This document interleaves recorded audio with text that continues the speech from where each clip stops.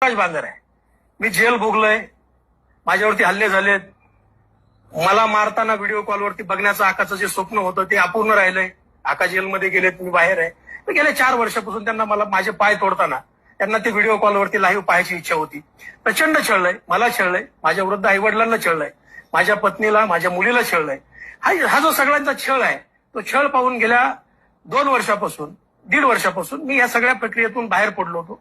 मी कुठल्याही राजकीय ऍक्टिव्हिटीमध्ये राहिलो नव्हतो. शेवटी प्रत्येकाला आपलं कुटुंब, प्रत्येकाला आपला जीव, प्रत्येकाला आपले मुलं बाळ हे प्यारे असतात. पण तो शेवटी काय आहे की एक निसर्गाचा नियम आहे. सगळे जरी झोपलेले असले तरी नियती जागी होती.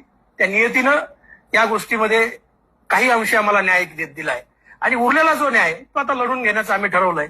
जे होईल ते होईल, लढायचं. या पद्धतीनं आज मी तुमच्या सर्वांना समोर आलेलो आहे. पुराव्यानिशी मी तुमच्या समोर येईल.